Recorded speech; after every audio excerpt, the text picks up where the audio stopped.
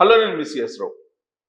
Pablo Escobar ఇటీవల కాలంలో ఆంధ్రప్రదేశ్ ముఖ్యమంత్రి చంద్రబాబు నాయుడు గారు చెప్పినటువంటి ఒక డ్రగ్ స్మగ్లర్ అంశం. ఈ పాబ్లో ఎస్కోబార్ కొలంబియా బేస్ చేసుకొని డ్రగ్స్ను సరఫరా చేస్తుంటారు. డ్రగ్స్కి సంబంధించినటువంటి డాన్. అంతకంటే ప్రమాదకరమైనటువంటి వ్యక్తి జగన్మోహన్ రెడ్డి గారు అనేది చంద్రబాబు నాయుడు గారు చేసినటువంటి ఆరోపణ. డేరా బాబా ఆయన ఉత్తర భారతానికి సంబంధించినటువంటి ఒక ఆధ్యాత్మికవేత్త. బాబా అవతారం ఎత్తారు, ఆశ్రమాన్ని పెట్టారు, అక్కడ అనేక రకాల నేరాలకు పాల్పడ్డారు. దాంతో ఆయన్ని జైల్లో పెట్టారు. ఆ డేరా బాబా ఇష్యూ వచ్చినప్పుడు ఆంధ్ర డేరా బాబా అంటూ జగన్మోహన్ రెడ్డి గారి మీద తెలుగుదేశం పార్టీ అనేకమైనటువంటి ఆరోపణలు చేసింది. ఇక ఇప్పుడు తాజాగా వచ్చింది బోలే బాబా. ఏంటి ఈ బోలే బాబా? ఈ బోలే బాబా మనిషి కాదు, కానీ అదొక డైరీ యొక్క పేరు. ఉత్తరాఖండ్కి సంబంధించినటువంటి డైరీ. అక్కడి నుంచి తిరుమల తిరుపతి దేవస్థానానికి కల్తీ నెయ్యిని సరఫరా చేశారు. దాదాపు 3000 కిలోమీటర్లకు పైగా దూరం ఉంటుంది. అక్కడి నుంచి వైష్ణవి కొనుగోలు చేస్తే డైరీ తిరుమల దగ్గర ఉండేటువంటిది. అక్కడి నుంచి ఏఆర్ ఫుడ్స్కి వెళ్తే ఏఆర్ ఫుడ్స్ నుంచి తిరుమలకి శ్రీవారికి కల్తీ నెయ్యి చేరుకుంది. ఈ మొత్తం వ్యవహారం మీద ఆంధ్రప్రదేశ్ ప్రభుత్వం సిట్టు వేస్తే సిట్టు లేదు గిట్టు లేదంటూ జగన్మోహన్ రెడ్డి గారు కొట్టిపడేశారు. కల్తీయే లేదు, కల్తీ లేని చోట చంద్రబాబు నాయుడు గారు అబద్ధాలు చెప్తున్నారు. లేని వాటిని ఉన్నట్టుగా చూపించేటువంటి ప్రయత్నం చేస్తున్నారు. అబద్ధాలకి రెక్కలు గట్టి వదిలేశారు చంద్రబాబు నాయుడు గారు అనేది జగన్మోహన్ రెడ్డి గారు చెప్పేటువంటి మాట. సుప్రీంకోర్టుకి వెళ్ళారు. సుప్రీంకోర్టు కంటే ముందు పిఎంఓ ఆఫీస్కి జగన్మోహన్ రెడ్డి గారు వెళ్ళారు. అక్కడ టచ్ చేశారు.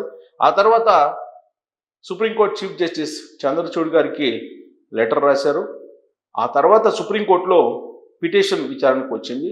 వైవి సుబ్బారెడ్డి గారు జగన్మోహన్ రెడ్డి గారి యొక్క బాబాయ్, అలాగే సుబ్రహ్మణ్య స్వామి గారు బీజేపీ సంబంధించినటువంటి లీడరు, వాళ్ళు పిటిషన్ వేశారు నెయ్యి కల్తీ మీద. అసలు నెయ్యి కల్తీ జరిగిందా లేదా అనేది నిర్ధారించాలి. జరగనటువంటి దాన్ని జరిగినట్టు చూపిస్తున్నారు. దానికి ఆధారాలు ఏంటి అనే దాని మీద పిటిషన్ వేశారు. సుప్రీంకోర్టు ఆ పిటిషన్ను స్వీకరించి విచారించిన తర్వాత ఒక నిర్ణయానికి వచ్చింది.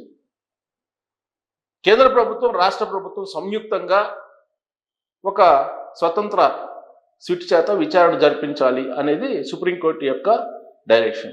దాని ప్రకారం ఆంధ్రప్రదేశ్కు సంబంధించినటువంటి 2 ఐపీఎస్లు, కేంద్ర సర్వీసులో ఉండేటువంటి మరొక 2 ఐపీఎస్లు, సిబిఐకి సంబంధించినటువంటి వాళ్ళు, అలాగే ఆహార నాణ్యతను పరిశీలించడానికి ఉండేటువంటి నిపుణుల్లో ఒకళ్ళు, మొత్తం మీద 5 అధికారులతో కూడినటువంటి ఒక కమిటీని ఏర్పాటు చేసి అది సిబిఐ డైరెక్టర్ సమక్షంలో, ఆధ్వర్యంలో విచారణ జరపాలి అనేటువంటి ఒక క్లియర్ కట్ డైరెక్షన్ ఇచ్చింది.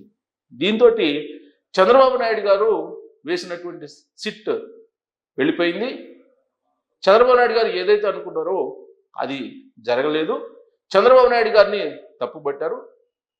నెయ్యిని రాజకీయ కోణం నుంచి తీసుకెళ్లి తిరుమలను కూడా రాజకీయానికి వాడుకున్నారు అనేటువంటి ప్రచారం జగన్మోహన్ రెడ్డి గారు బాగా విస్తృతంగా తన సొంత మీడియాలో, అలాగే కూలి మీడియాలో ఇష్టానుసారంగా ప్రచారం చేశారు.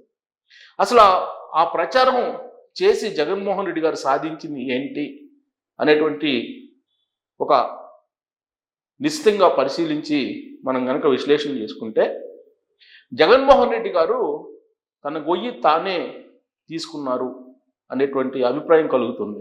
ఎందుకంటే ఆంధ్రప్రదేశ్ సంబంధించిన సిట్ విచారణ చేసినట్టయితే కనుక ఒకవేళ నెయ్యి కల్తీ జరిగిందని చెప్పి ఆ సిట్ నిర్ధారణ చేసినప్పటికీ చంద్రబాబు నాయుడు గారి సిట్ అది కాబట్టి దాన్ని నమ్మడానికి లేదు అని ప్రచారం చేసుకునేదానికి అవకాశం ఉండేది జగన్మోహన్ రెడ్డి గారికి రాజకీయ కోణం నుంచి. ఇప్పుడు కేంద్ర ప్రభుత్వం కూడా ఇన్వాల్వ్ అయింది. కేంద్ర ప్రభుత్వం కూడా ఇన్వాల్వ్ అయ్యి స్వతంత్ర సంస్థ సిబిఐకి అప్పచెప్పింది విచారణని. దాంట్లో సిట్కి అధికారులు కూడా ఉంటారు అక్కడ, ఆంధ్రప్రదేశ్కి సంబంధించిన వాళ్ళు. సో కాబట్టి సిబిఐ ఇచ్చేటువంటి డైరెక్షన్ ఏదైతే ఉందో, సిబిఐ ఎంక్వైరీ ఏదైతే ఉందో, అది నిర్ధారించిన తర్వాత ఖచ్చితంగా నెయ్యి కల్తీ ఉంది అని చెప్పి తేలుతుంది. అప్పుడు జగన్మోహన్ రెడ్డి గారు రెండో మాట మాట్లాడకుండా బహిరంగ క్షమాపణ చెప్పాల్సి వస్తుంది. లేదంటే హిందూ సమాజం ఆయన్ని ఒక రకంగా బహిష్కరిస్తుంది. రెండో మాట చెప్పడానికి కూడా అవకాశం లేదు. సో దీంతో జగన్మోహన్ రెడ్డి గారు సుప్రీంకోర్టుకి లెటర్ రాసిన, పిఎంఓ ఆఫీస్కి అంటే ప్రధానమంత్రి కార్యాలయానికి లెటర్ రాసిన, ఆయన చేసినటువంటి పనులన్నీ కూడా ఆయనకే భస్మాసుర హస్తంలాగా తయారయ్యాయి అనేది వైఎస్ఆర్ కాంగ్రెస్ పార్టీలో జరుగుతున్నటువంటి చర్చ. దానికి కారణం ఏంటంటే, అసలు నెయ్యి ఎక్కడి నుంచి వచ్చింది అనే దాని మీద ప్రాథమికంగా విచారణ చేస్తే వెలుగులోకి వచ్చినటువంటి అంశాలు, దుండిగల్లో ఉన్నటువంటి ఏఆర్ డైరీకి, తిరుమల తిరుపతి దేవస్థానానికి లేదా తిరుపతి పట్టణానికి దగ్గరలో ఉన్నటువంటి శ్రీకాళహస్తి ప్రాంతంలో ఉన్నటువంటి శ్రీ వైష్ణవి డైరీ నుంచి ఏఆర్ డైరీకి నెయ్యి వెళ్ళింది. వైష్ణవి డైరీకి ఎక్కడి నుంచి వచ్చిందంటే ఉత్తరాఖండ్లో ఉండేటువంటి బోలేబాబా డైరీ నుంచి వచ్చింది. బోలేబాబా డైరీ దగ్గర వైష్ణవి డైరీ 355 రూపాయలకి కొనుగోలు చేసింది కేజీ. ఆ 355 రూపాయలని కొనుగోలు చేసినటువంటి నెయ్యిని కేవలం 318 రూపాయలకి వైష్ణవి డైరీ ఏఆర్ డైరీకి విక్రయించింది. ఏఆర్ డైరీ ఏం చేసింది? ₹1 లాభం వేసుకొని 319 రూపాయలకి తిరుమల దేవస్థానానికి సప్లై చేసింది. అంటే ఇక్కడ గమనించాల్సినటువంటి అంశం ఏంటంటే, ఎక్కడో 3,000 కిలోమీటర్లు పైగా ఉన్నటువంటి బోలేబాబా డైరీ నుంచి వైష్ణవి డైరీకి నెయ్యి వచ్చింది. అంటే ట్రాన్స్పోర్ట్ ఛార్జ్ ఎంత ఉంటుంది? 355 రూపాయలు ప్లస్ ట్రాన్స్పోర్ట్ ఛార్జ్ వేసుకుంటే కనీసం 400 రూపాయలు ఉంటుంది. 400 రూపాయలకి వైష్ణవి డైరీ కొనుగోలు చేసి, వైష్ణవి డైరీ ఏం చేసింది? ఏఆర్ డైరీకి 318 రూపాయలకే అమ్మింది. సో 318 రూపాయలు అంటే 400 రూపాయలకి కొనుగోలు చేసి 318 రూపాయలకి అమ్మింది. అంటే నష్టం చూడండి, భారీ నష్టం జరిగింది. పోనీ ట్రాన్స్పోర్ట్ ఛార్జీలు వేసుకోకపోయినప్పటికీ కూడా నష్టం కిలోకి 37 రూపాయల నష్టానికి వైష్ణవి డైరీ ఏఆర్ డైరీకి అమ్మింది. ఏఆర్ డైరీ ఏం చేసింది? ₹1 మాత్రమే లాభం వేసుకొని తిరుమల తిరుపతి దేవస్థానానికి ఆ నెయ్యిని సప్లై చేసింది. అంటే మధ్యలో ట్రాన్స్పోర్ట్ ఛార్జీలన్నీ తీసేశారు. ట్రాన్స్పోర్ట్ ఛార్జెస్ని కూడా యాడ్ చేసుకుంటే ఏఆర్ డైరీ కూడా నష్టానికే తిరుమల తిరుపతి దేవస్థానానికి నెయ్యిని విక్రయించింది.